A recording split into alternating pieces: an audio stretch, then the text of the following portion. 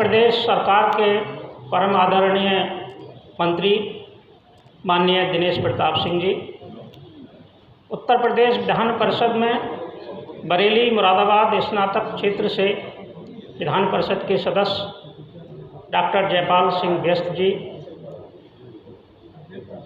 आज के कार्यक्रम की अध्यक्षता कर रहे प्रेस काउंसिल ऑफ इंडिया के सदस्य श्री श्याम सिंह पंवार जी, प्रेस काउंसिल ऑफ इंडिया के निवर्तमान सदस्य अशोक नवरत्न जी, Uttar Pradesh association of journalist के महामंत्री श्री राधेश्याम कर्ण जी, उपाध्यक्ष और इस कार्यक्रम के संयोजक बिलाल किदवई जी, उपाध्यक्ष अजीत नारायण सिंह जी जो आप वाराणसी से यहाँ पधारे हैं हमारे कार्यक्रम में, उपज के कोषाध्यक्ष बालमुकुंद त्रिपाठी जी, लखनऊ इकाई के हमारे अध्यक्ष वरिष्ठ पत्रकार और senior advocate Allahabad high court में हैं वरुण गुप्ता जी,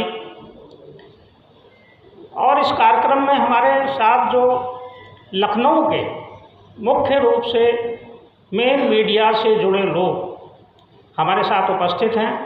हमें बहुत हर्ष है कि हमारे साथ आज इस कार्यक्रम में सहभागिता के लिए लखनऊ की जो प्रतिष्ठित संस्था है, जो राज्य मुख्यालय के मान्यता प्राप्त संवाददाता हैं हम लोग, उनकी समिति है, उसके अध्यक्ष हेमंत तिवारी जी और सचिव भाई शिवशरण सिंह जी भी यहाँ उपस्थित हैं। वरिष्ठ पत्रकारों में मनोज मिश्रा जी और सूचना सलाहकार विधानसभा माननीय महाना जी के जो सूचना सलाहकार हैं श्रीधर जी, आप भी यहाँ उपस्थित हैं।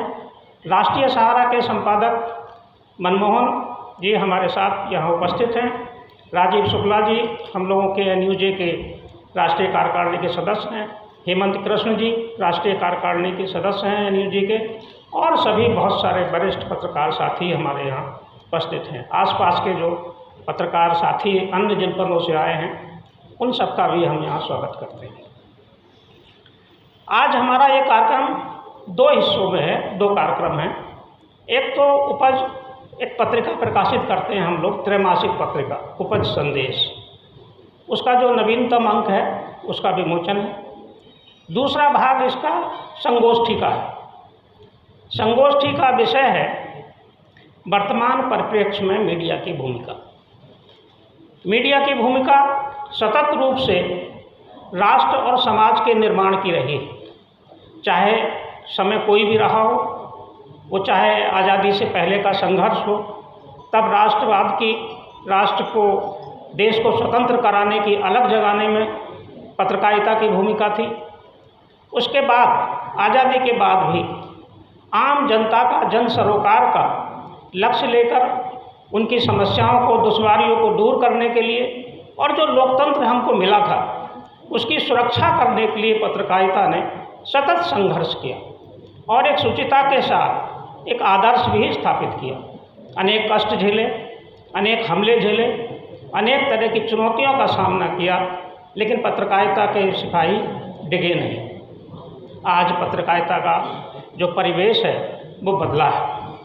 हम पत्रकार साथी, चाहे हम हेमंत तिवारी जी की हम लोगों की पीढ़ी है, मनोज मिश्रा जी की पीढ़ी है, हमारे अजीत नारायण जी, राजीव शुक्ला जी, आप सभी लोग और हम सब उस पीढ़ी के वाहक हैं और हम लोग विशिष्ट हैं इस मायने में कि हमने एक युग परिवर्तन देखा।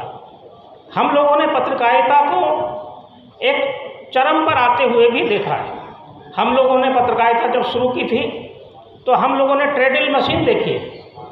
हम लोगों ने उस समय भी लिखा है जब हाथ से अक्षर उठाकर मशीनों में रखे जाते थे खांचे में और अखबार छपते थे, काले ब्लैक एंड वाइट अखबार छपते थे। वो समय हमने देखा। उसके बाद तकनीक में जो बदलाव आया, क्रांतिकारी युग आया, 2000 जो वर्ष आया, उसमें जो क्रांति हुई, सूचना की क्रांति हुई, तकनीक की क्रांति हुई, उसके बाद इंटरनेट का जो युग आया है, आज हम उसके भी साक्षी हैं। लेकिन इसके साथ साथ पत्रकारिता के स्वरूप में भी बदलाव आया। पत्रकारिता प्रिंट से आगे बढ़कर इलेक्ट्रॉनिक में आई, इलेक्ट्रॉनिक के बाद आज लेकिन ये दुधारी तलवार है। इससे बहुत सतर्कता की भी ज़रूरत है। यूँ तो हम लोग जब इस पर चिंतन करते हैं तो कहते यही हैं कि सोशल मीडिया ने जहाँ पत्रकारिता की पहचान को बढ़ाया है, वहीं नुकसान भी पहुँचाया है। जो कुछ भी थोड़ी बहुत आलोचना आज होती है वो समाचार पत्रों के कारण नहीं होती, इलेक्ट्रॉनिक मीडिया के कारण भी नहीं होती। पत्रकारों की और मीडिया की, पत्रकारिता की जो आलोचना होती है वो सोशल मीडिया की गलतियों के कारण ही होती है, क्योंकि वहाँ कोई तंत्र नहीं। और जब चिंतन की बात आती है तो यही कहा जाता है, हम लोग भी यही कहते हैं कि सोशल मीडिया की सूचना केवल एक सूचना है, वो खबर नहीं है। जब तक हम इस कंसेप्ट को क्लियर नहीं रखेंगे तब तक इस समस्या के समाधान तक नहीं पहुँचे।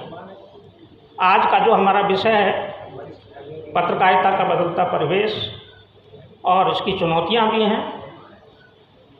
हम जब पत्रकारिता के वर्तमान परिप्रेक्ष्य की बात करते हैं तो उसके लक्ष्य क्या है?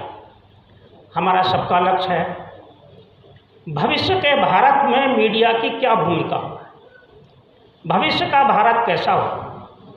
हमने अतीत में जो काम किए हैं, हम वर्तमान में जो कर रहे हैं, लेकिन भविष्य में क्या, भविष्य के लिए क्या करना है, भविष्य की चुनौतियां क्या हैं, आज इस पर चर्चा होगी।